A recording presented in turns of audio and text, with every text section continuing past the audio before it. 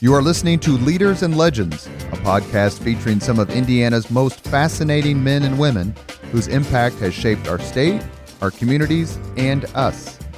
Join us as we discuss their imprint on our history. Leaders and Legends is brought to you by Veteran Strategies Incorporated, your local veteran business enterprise specializing in public relations, media relations, public outreach, crisis communications, and digital photography. My name is Robert Vane, Principal of Veteran Strategies, former Deputy Chief of Staff to Mayor Greg Ballard, and Communications Director for the Indiana Republican Party. I'm honored to be your host for our discussion. You're listening to Leaders and Legends, a podcast presented by Veteran Strategies, a local veteran public relations enterprise, and sponsored by Girl Scouts of Central Indiana, the Crowne Plaza Hotel and Grand Hall and Conference Center at Historic Union Station, and MacAllister Machinery, your friendly neighborhood Caterpillar dealer. We have lost P.E. MacAllister since we've recorded our last podcast, and we miss him very, very much. Thank you for joining us as we talk to Mike Riley. Now, who is Mike Riley? Besides being Thelma to Ed Tracy's Louise, he had the absolute honor, I'm sure, to be the chairman of Robert Francis Kennedy's 1968 Indiana primary effort, which resulted in a significant win for the then senator and really catapulted him to what was a series of primary victories, which unfortunately ended with his assassination after winning the California primary in June 1968. It's fair to say that November 22nd, 1963, not only changed the history of our country, but completely altered the trajectory of American politics in the last 50 years of the 20th century. Mike Riley was there when Robert Kennedy made what was clearly an indelible impression upon Americans of all levels, and quite frankly, both parties. Mike, thank you very much for joining us today. Thank you for having me. Quickly tell us a little bit about where you're from and how you got started in politics and your connection, how it became concrete with the Kennedy family and the Kennedy campaign. Well, I grew up in a small town, Linton, Indiana, and my father had been a union member and active in the union, and seeing him engage in union politics, I took an interest in politics at a young age. And when I was 16, I got elected as the Greene County Young Democrat president and campaigned for the gubernatorial candidate that year and liked it. I then went to college at Indiana State. I was president of the Young Democrats there. I then went to law school and kept my interest in politics up, but started working for the senior party, if you can say that. And through that, I then was elected state Young Democrat president. So that gave me a statewide political office where I met people from every part of the state. When Robert Kennedy decided that he was going to run, there was a governor by the name of Brannigan who was a Democrat who was for Lyndon Johnson. So the party people would not, the senior party people wouldn't buck the governor because that's where their bread was buttered, so to speak. Patronage was much more. Yes. It was very prominent. You had to have the approval to get a state job. You had to have the approval of your precinct committeeman, your ward chairman, your county chairman. So one day I'm in my law office and I get a phone call, and my secretary said, Ted Kennedy's on the line for you. And quite frankly, I thought it was probably Louis Mahern, our Ed, or someone that had a good Ted Kennedy impression voice. And so he comes on the phone and he goes, I've talked to people in Indiana. My brother would like you to be chairman of his committee. He's going to run in the Indiana primary if he gets on the ballot. And would you do that? And then he paused and he goes, do you think I'm really Ted Kennedy or not? And I said, well, if you're not, you've got the accent down pretty well. And let's add some dates into this a little bit. So how old were you in 1967, 68? I believe I was 29. I was 29 in 1968, and I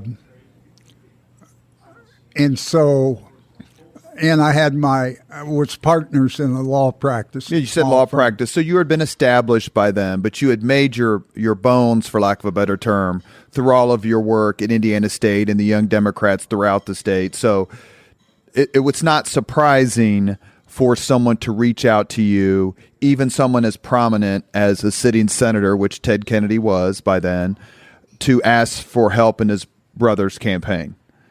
Well, it was sort of a dream come true for me in that the senior party members, none of them wanted to touch that campaign.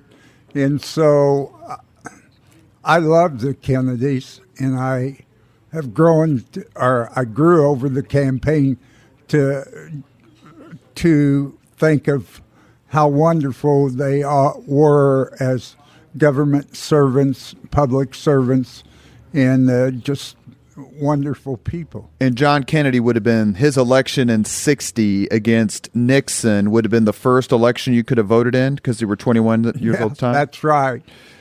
And then once you got over the fact that Ted Kennedy had called you, what came next? Well, Bobby's press agent called. His name was Frank Mankiewicz. Mm-hmm. And he said, okay, I'm going to put out a press release. The senator is going to come in town tomorrow. We're going to send people from outside the state to get the candidate, Robert Kennedy, on the ballot. And we only had like 8 days to get 550 registered voters certified in each congressional district. Which is a significant job. Was a very hard job. And that night, a man by the name of Gerard Doherty, who had been chairman of Teddy Kennedy's first Senate campaign, flew in. I picked him up, and he was truly the organizing force of all the different people associated with the Kennedy campaign. You mentioned earlier that Democrat Governor Roger Brannigan was running as a stand-in for President Johnson. So Johnson was eligible for a third term.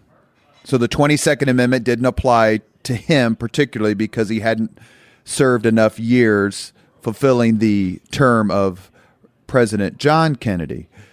Talk a little bit about that process, which was very popular and frequent at the time, where a sitting governor or prominent person's name on the ballot, but he would really be representing someone else. Well, Governor Brannigan was requested by Johnson to do that so that Johnson did not have to take the time to campaign in Indiana. And if Brannigan was elected as the favorite son, is what they called them. Right. He would transfer his votes to Johnson as far as delegates were concerned. At the convention. At the convention, yes. Let's put a little more timestamp on it.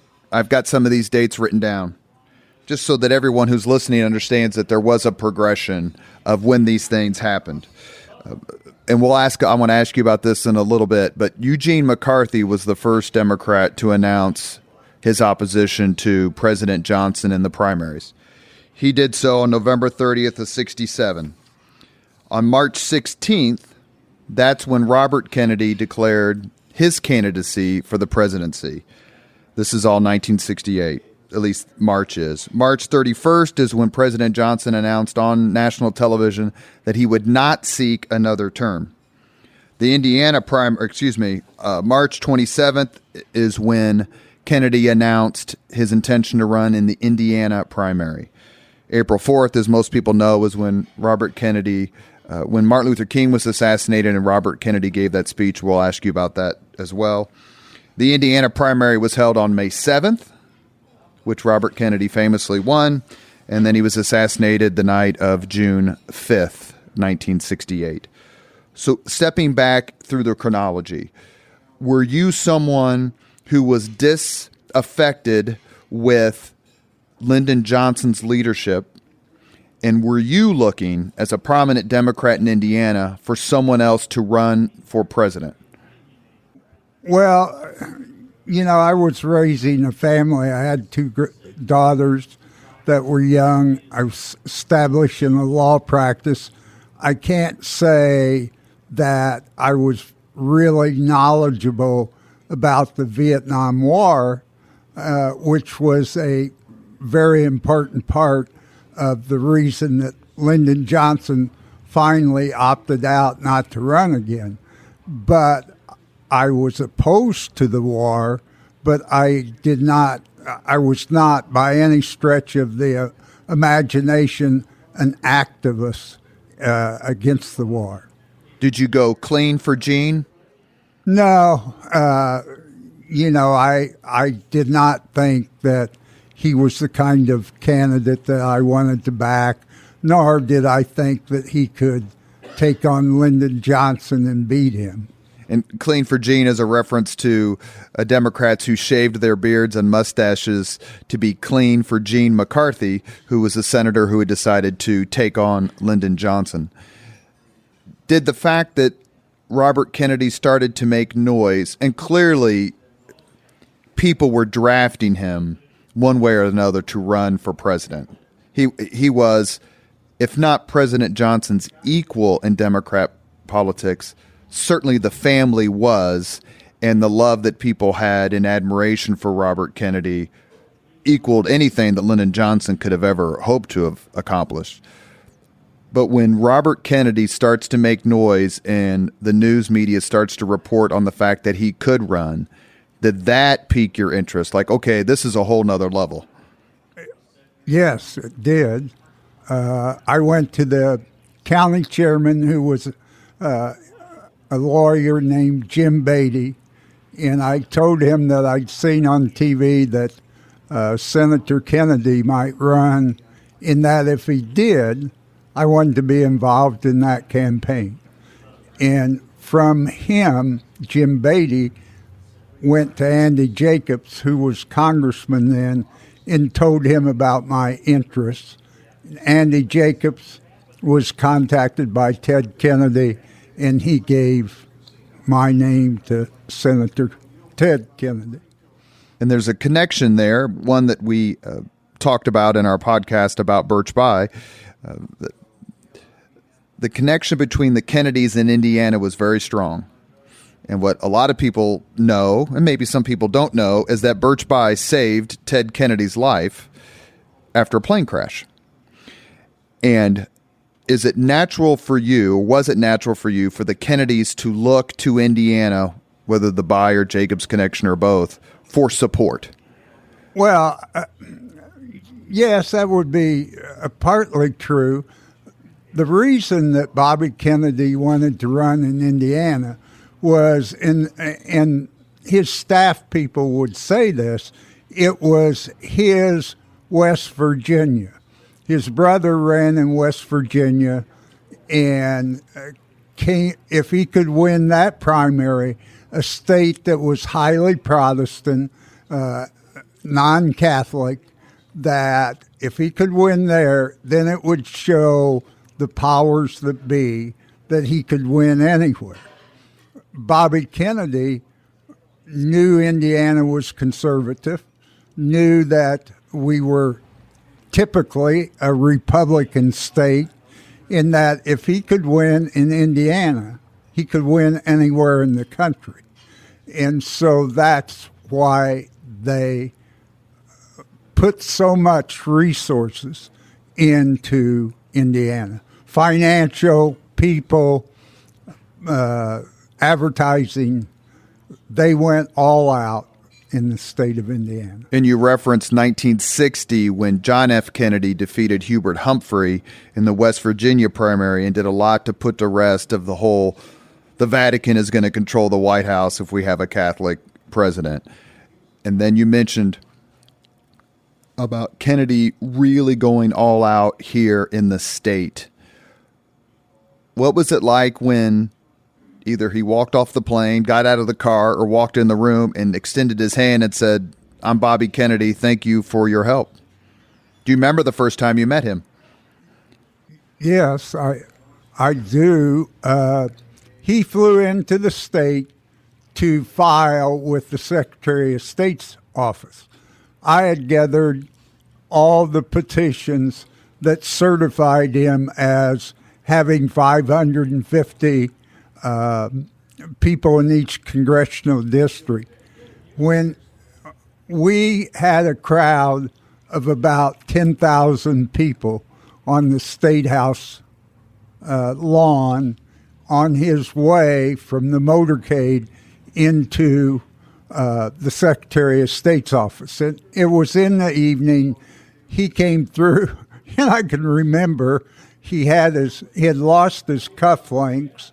His shirt was tattered because of all the people whose hands he shook on the way in. And that was a reoccurring theme in his campaign appearances in other states and other cities. People were tearing his clothes off, tearing his cuffs off. That's exactly right. Yes.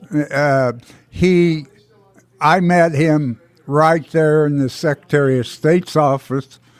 He obviously had been briefed on my name and knew a little bit about me and made some small talk. But it was a memorable evening.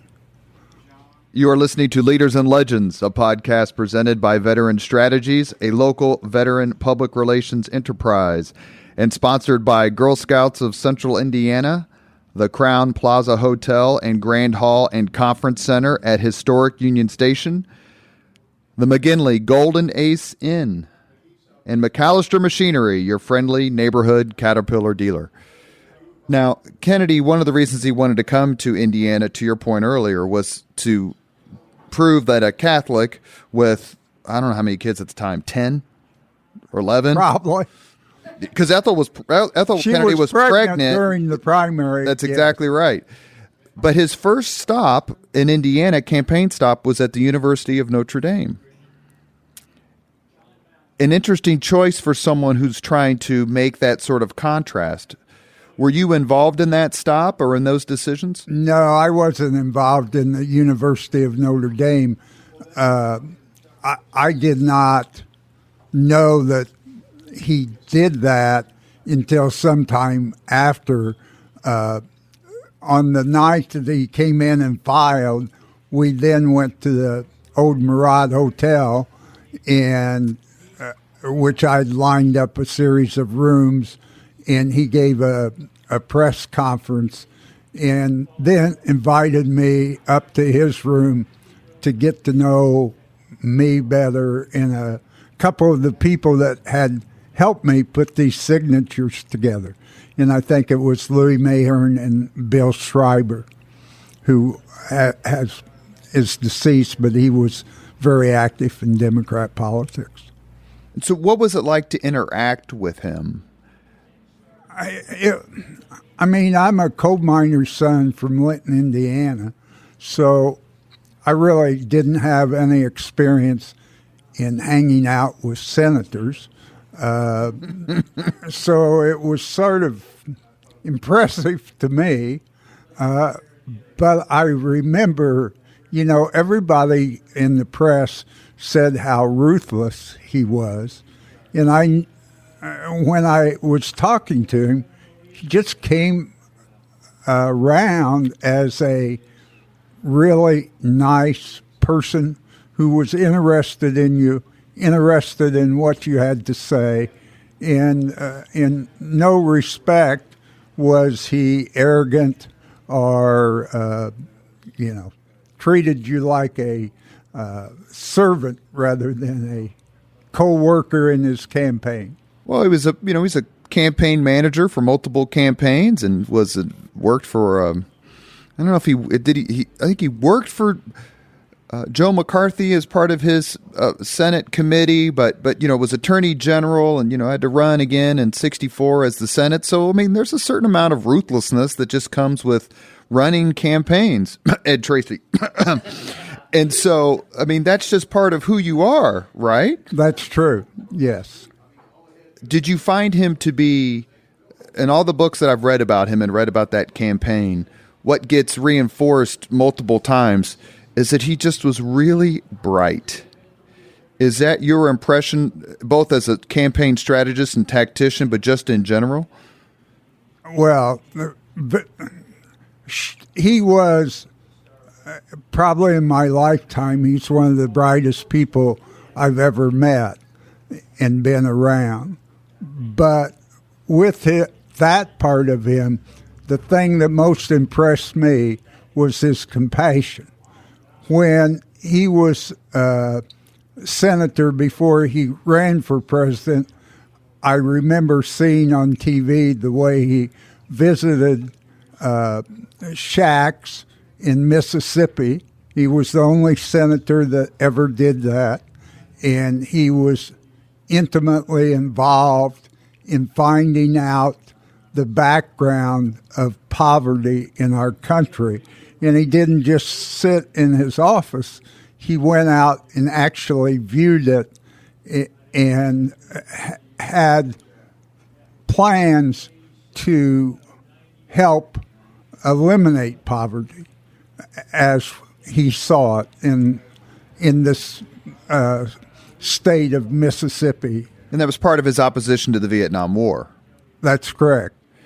When he announced, and when McCarthy announced the previous year in 1967, much of their messaging and rationale for their campaign was in contrast and opposition to Lyndon Johnson. Then in March of 1968, President Johnson says he's not going to run. How much do you think the Kennedy campaign had to change its rationale, its messaging, its drive, because now it's no longer about opposition to Lyndon Johnson, it's got to be about something else? Well, I can tell you that night I was watching Johnson's speech along with Ted Kennedy and 2 or 3 other people. And when Johnson made that announcement, Ted Kennedy had no idea that he was going to do that. And so they wanted to call all the different party leaders throughout the country. So we went downtown to my office, and I had 3 or 4 lines. I got another law firm across the hall to let us use their office, and we had maybe 10 people that were placing calls to prominent political people that were Johnson supporters, right, that Ted wanted to talk to. And I can remember that I was on the line with Mayor Richard Daley, and, I'm holding the phone while Senator Kennedy's talking to these different people. And I thought, I read about Daley. I thought he would be very difficult to talk to, but he wasn't. He was a nice guy, and we had a chatty conversation. And then Ted talked to him. He talked to probably every powerful Democrat in the country that night. From your office? From my office. In Indianapolis? Yes. And so when you went to bed that night, did you go, you just got to be kidding me? Well, during the whole campaign, I thought that every night. I thought, my God, this is neat. I think that's a fair way to put it. Those of us who've been involved in, winning elections or had election results change our lives in one way or the other. We go to bed that night or we wake up the next day and we're like, I can't possibly believe that this just happened.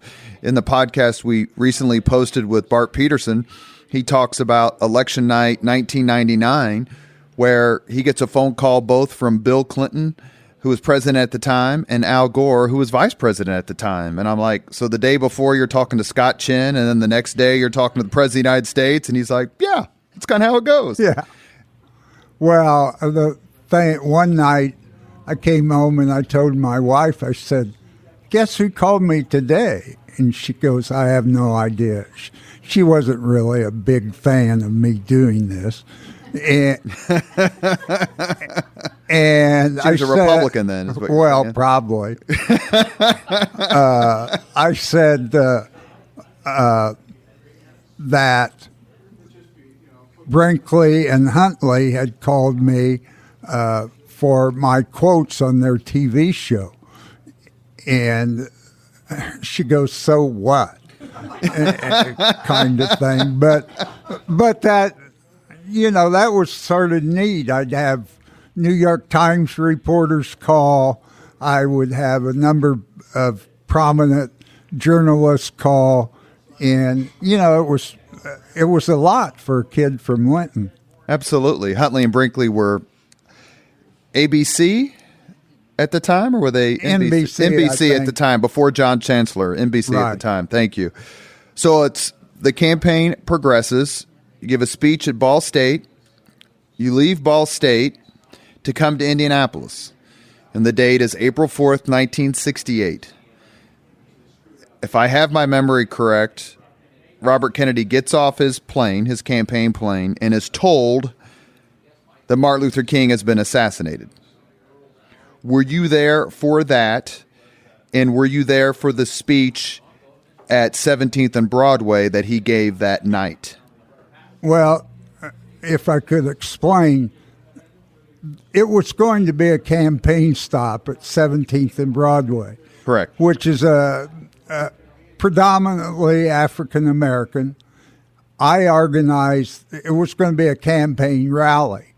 And I was in charge of organizing that, and I had different groups of black activists that were helping us clean up the area and get ready for that campaign appearance.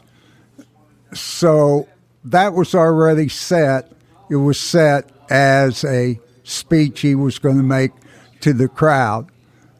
When it was, when I found out that Martin Luther King had been killed, I got in touch with the person that traveled with Bobby and told him asked him, what do you want me to do about the campaign event at 17th and Broadway? And after that speech, he was supposed to come to the on Washington Street, down the street here, to open up his campaign headquarters. And his aide said, I'll get back to you. They got back to me and said he wants to speak, he wants to have the event, he believes that he can help keep peace because the rumors are going around that there's going to be rioting everywhere. About that time, Mayor Lugar, Richard Lugar, who was mayor, called me and said, I hear that Bobby Kennedy's going to give a speech at 17th and Broadway. I don't want him to do that. That could stoke the fuel of a riot, and I can't get a hold of him directly.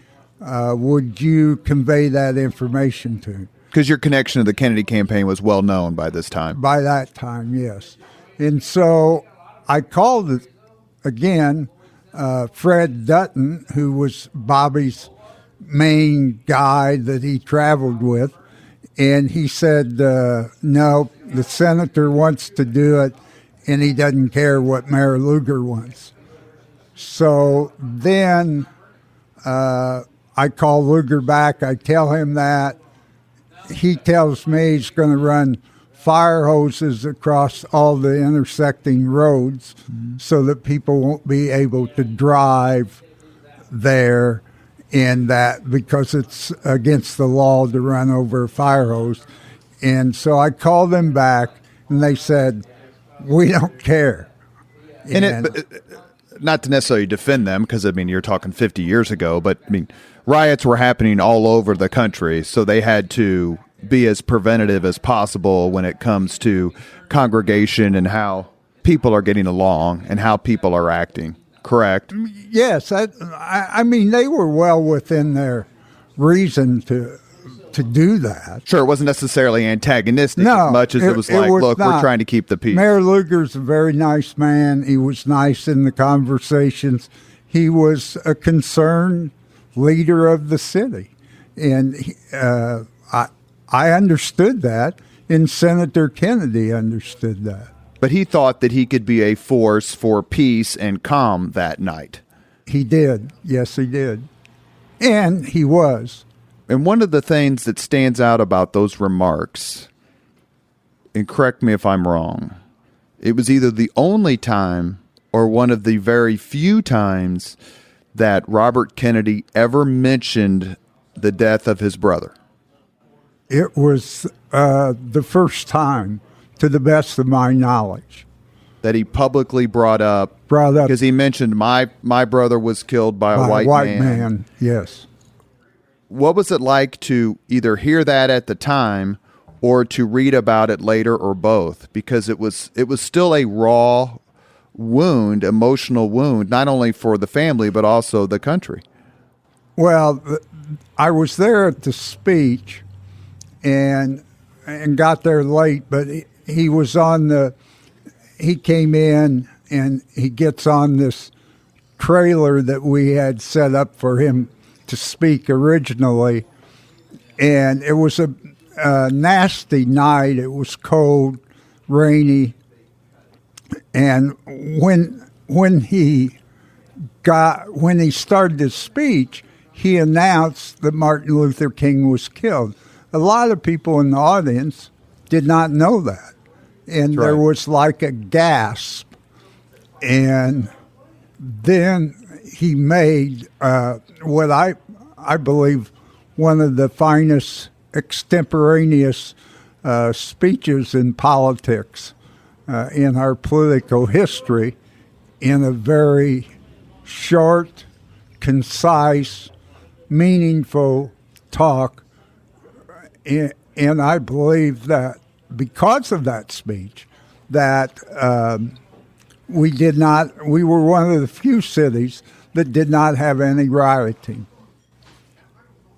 For those of you who are listening to the podcast, if you go on YouTube, you can search for the speech, not only the speech itself, but you can also see the part where Senator Kennedy turns to someone behind him and asks, do these folks know?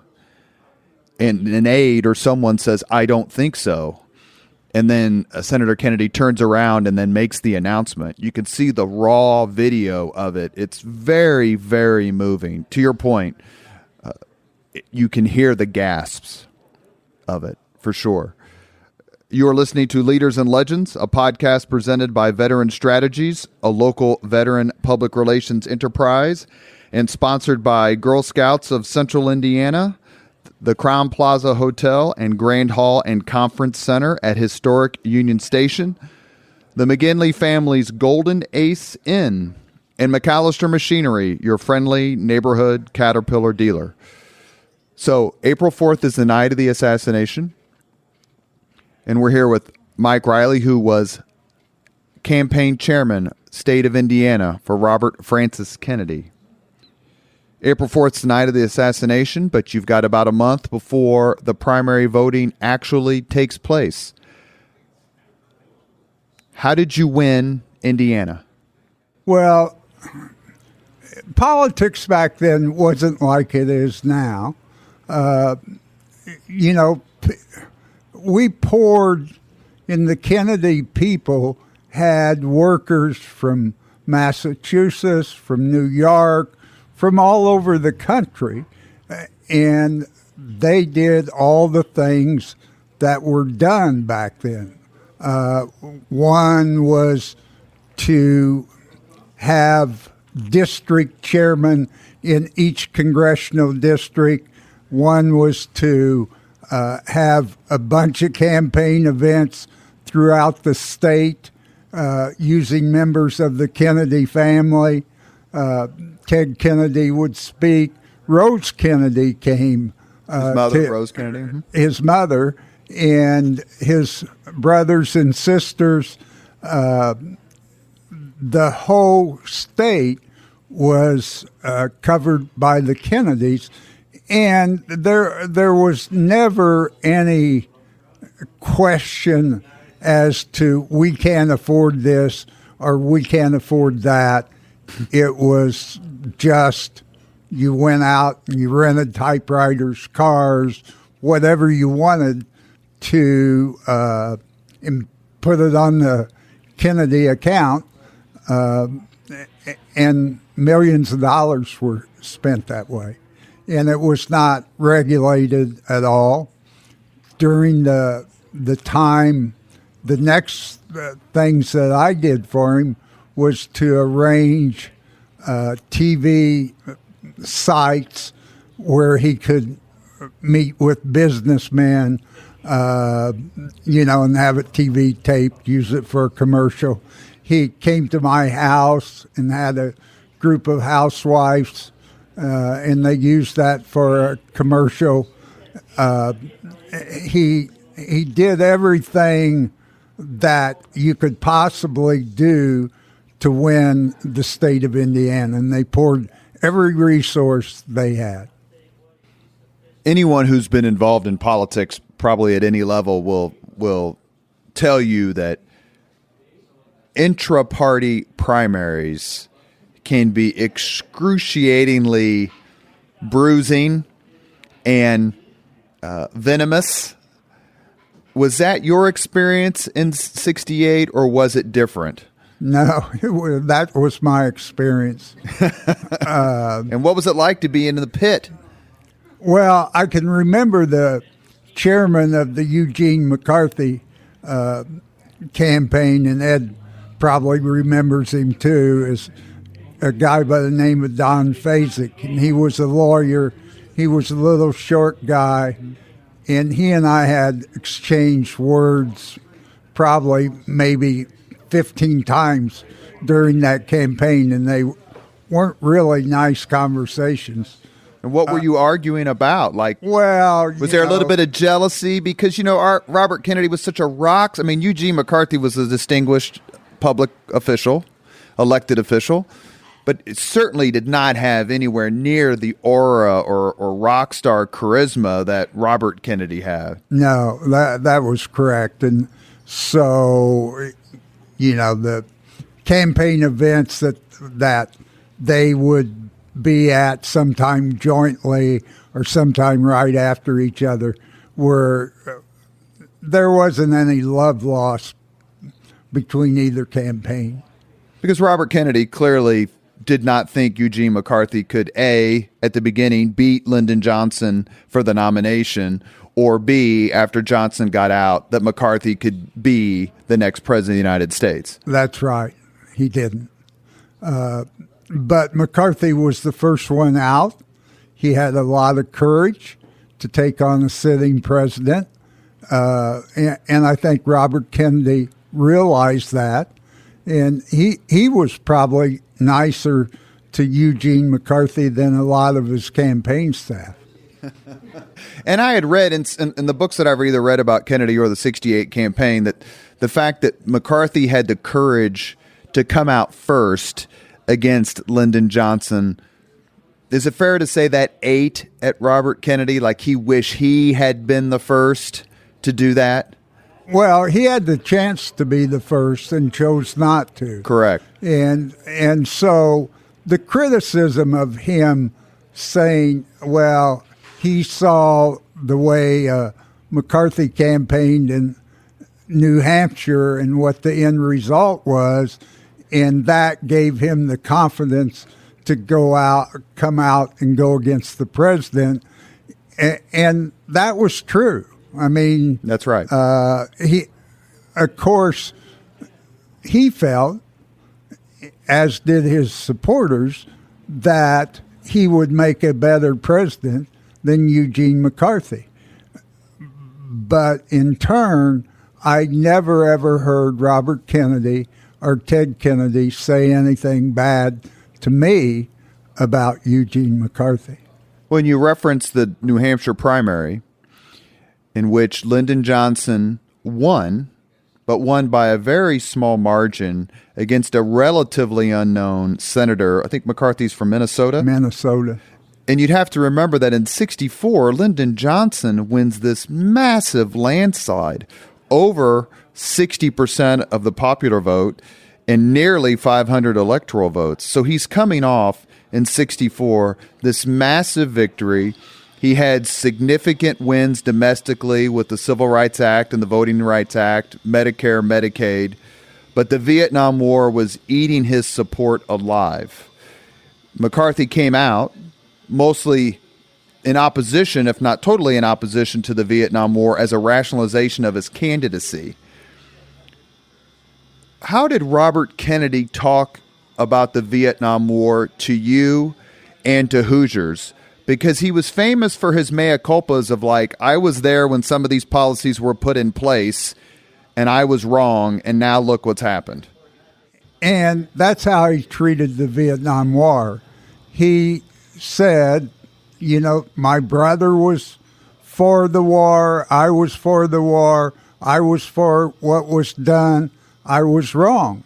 And he did not try to equivocate about that. He just said, I mean, he had the approach that, hey, I've made mistakes. I've taken stances that now I've thought about and they were wrong, and Vietnam was one of them. He was pretty candid in a lot of meetings. I don't know if you remember, but he went to IU Medical School and spoke to a bunch of doctors and said we should have what is now known as Medicare for everyone in the country.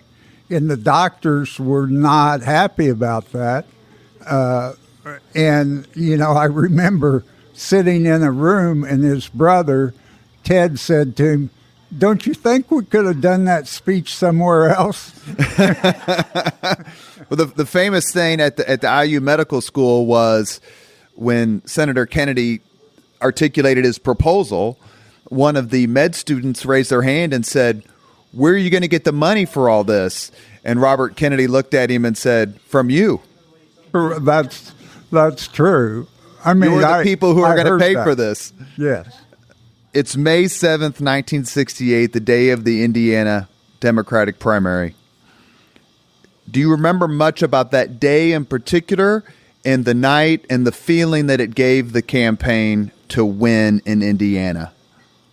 Well, I could probably, if I thought about it long enough, give you a hour-to-hour resuscitation about what went on. But the first part of the day, Ted Kennedy wanted to see how precincts were going, and he wanted to talk to people. So he and I went from precinct to precinct in different sections of the city of Indianapolis, and he'd get out and he'd talk to poll workers. In the interim, he was telling me Irish jokes, and he would. Can you tell one? Well, I can't do it in his brogue, but he told me, he goes, when and this was a story more than a joke, but he said, when I was running to succeed my brother, people said I couldn't beat this Eddie McCormick, who was a nephew of the Speaker of the House.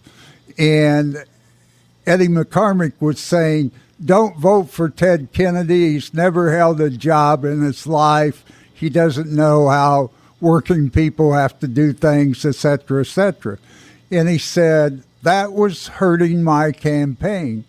And he said, we were on a dock somewhere, and he said this big, large, tall, dirty-looking stevedore said to him, hey, Kennedy, is it true you've never had a job? And Ted mumbled some response, and he goes, you haven't missed a goddamn thing. And at that point in time, Ted said, I walked back to the car and thought, I'm going to win this. So, it was, he and I maintained a friendship long after his father's death, and he was just a wonderful person. Was Robert Kennedy here in Indiana on primary election night? Yes. We had changed our hotel to the old Lincoln Hotel, where now it's a Marriott, I think. But he made his victory speech in that hotel. And at the time, Gerard Daugherty, who was really the mastermind of the campaign. It wasn't me. Gerard Daugherty and myself were invited by Robert Kennedy to be on the stand with him, and we were the only two people besides him that were there. And an interesting sidelight was Senator Vance Harkey, who was one of Indiana's senators, never really endorsed Bobby, but was always sniffing around the edges to have Bobby endorse him. And that night, he asked me to intervene to get him on the podium with Senator Kennedy, and I said, well, he's going to pick whoever he wants, and as it turned out, he did not want Senator Harkey. And did Senator Birch Bayh play much of a role, or Congressman Andy Jacobs, probably the two most prominent federal Democrats at the time? Andy Jacobs was definitely for Bobby Kennedy, and I think he made that public. Birch Bayh was, when he was talking to Bobby Kennedy's people, he was for Bobby Kennedy. When he was talking to Lyndon Johnson's people, he was for Lyndon Johnson. And Birch had this way of campaigning that he'd come up to you and say, hey, Mike, how are you? And he'd hit you with, he'd just hit you with his fist on your shoulder. It was jab you. A way of greeting. And I do remember Bobby Kennedy talking to someone, and he said, if that goddamn Birch hits me on the shoulder one more time, I'm going to knock the out of it. Because Birch really didn't endorse him. He didn't. So you have the interval the month between the May 7th primary in Indiana, and then the June 4th primary in California, Kennedy had a couple of wins nationwide in some states, but he famously lost Oregon, which he described as one big suburb. So they didn't understand his message, the message that he was of maybe haves and have-nots and uplifting other Americans. He's like, that's just not going to play in Oregon. And he lost that primary to Eugene McCarthy. Comes into California, famously wins big, rejuvenates his campaign, because the Oregon primary, if I recall, that's the only election that Kennedy ever lost. That's correct. And so were you in Indiana watching the California primary, or did you go out there? No, I was in Indiana, and what we were doing was lining up the delegates that would vote for Robert Kennedy at the convention in Chicago.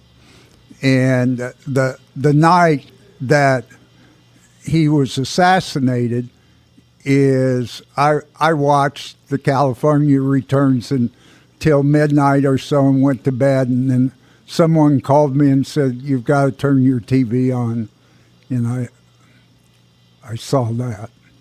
And you knew it wasn't good news when you got that call. No, I knew it wasn't good news. Because you were gearing up, as you mentioned earlier, about the convention fight. Vice President Hubert Humphrey had jumped into the race because President Johnson had withdrawn. But Humphrey didn't run in any primaries, as I recall. He was all about the convention and the party bosses and the elected officials who were going to support him as a sitting vice president. Were you convinced, despite all of this that was happening, but when you knew that Bobby Kennedy had won the California primary, were you convinced, A, he was going to be the nominee, and were you convinced, B, he was going to be the 37th president of the United States? Absolutely. Yes, I was. He had the, I thought Nixon was going to be his opponent, and I thought he would make Nixon look really bad. And I think that he would have won hands down. And I think that he would have beaten Hubert Humphrey in the Democrat convention, gone on, and the course of our country would have changed. Were you in Chicago for the convention? Did you go? Yes. Were you there for some of the highlights? Yes, it was funny that I was a delegate, and we would leave our hotel, get into a bus, and there would be like these boards up like for construction, and the bus would go down there. We wouldn't see any people. We just were directly, and there were police officers about every 200 or 300 yards standing on the inside of these boards, and really we didn't know anything about what was going on outside as long as we were in that path. Were you there the nights? Were you in Grant Park? Were you there for that? No, I mean, I was in Chicago, but I did not get out to look at that. And Grant Park is the I hate to say it, ground zero, but probably no better term for it, where the protesters and the police clashed, ended up being on national television. Were you in the convention hall much for the convention? Yes, I was. Most of the time I spent was in the convention hall. And part of the reason for that is there was still a group of people, myself being one of them, that wanted Ted Kennedy to run, and we thought that we could get him nominated at that convention. And, I wasn't a major decision maker about that, but obviously the people around him that were his closest advisors must have told him that they didn't think it was a good idea. when you were standing in Chicago or in the convention hall or both, did it just reinforce the tragedy of the assassination? In other words, this wouldn't be happening if Robert Kennedy was A, alive, and or B, the nominee of the party. I think I always felt that way, that because he just was such a unique human, and he was a kind person, and I think that, to me, one of the things in life that's always been the most important, and I hope I've instilled it to my children, is that you need to be kind to people, and if you are, it will make you a better person, and it will make them a better person. And I think he really believed that he would have been a just, kind president. One of the things he did was unheard of by presidential candidates, and he was the first one to do it and probably the last one to do it. But he personally called the spouses of everybody in Indiana that was working on his campaign, in sort of a senior level, if you would call him, was taking a lot of time out of their life, their family's life, and he would call and say, this is Robert Kennedy. I know your husband's gone a lot from home, but he's helping me on an important thing. I hope you'll be patient with him. Is a loss that profound just something you never get over? No, I don't think I've ever, when I talk about it, my voice cracks. I just think of how great it would have been for our country. There would have been no Watergate. There would have been a quicker end to the Vietnam War. The Vietnam War was fought by poor black African Americans, poor Appalachian people. It was not a war of equals. It was a war fought by young kids that were disadvantaged. And that was wrong. And I think he would have stopped it a lot quicker. And I think that there would be life saved. Were you involved at all, as we wrap up here on the Leaders and Legends podcast, were you involved at all in Ted Kennedy's campaign in 1980 against Jimmy Carter? Yes, I was. There's a new book out about that, which I read this summer. It's called Camelot's End, I believe. It's absolutely fascinating. Takes you through that primary fight. And I did get some of the sense that when people were pushing Ted Kennedy to run against an incumbent, unpopular Democratic president, that there had to have been some sort of channeling of what his brother wished he had done earlier in 67, 68 to run against an unpopular Democratic incumbent president. I think that, I think that's part of it. I think it was a mistake for him to do that because I don't think he was fully vested in the effort to do that. I think he probably took the advice of some people that, upon hindsight, might not have been the best advice, and he also did not do well in explaining the Mary Jo Kopechne accident, and he was not a good candidate at that time.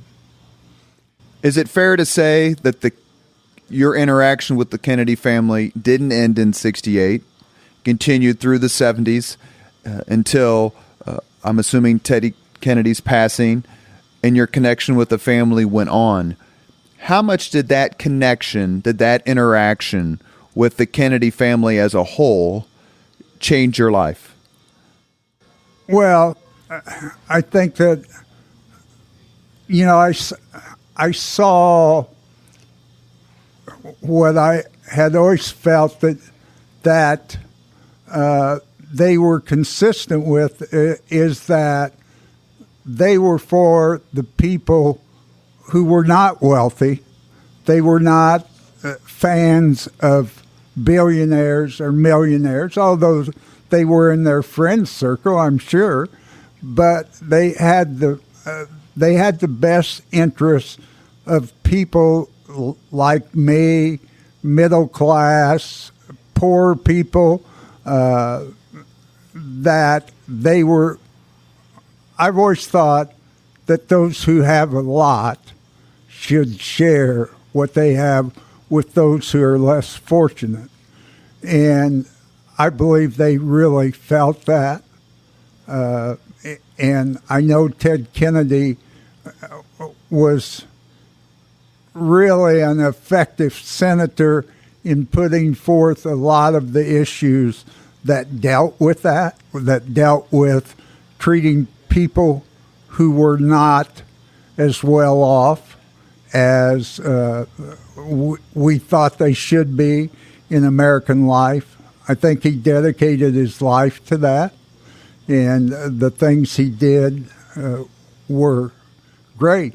I remember Ed, Tracy, and his wife, Becky, and myself went to Ted Kennedy's house for a party after Clinton's inauguration, and Governor Bai came into that party, and he looks at Ed and I, and he says, "Why are you here?"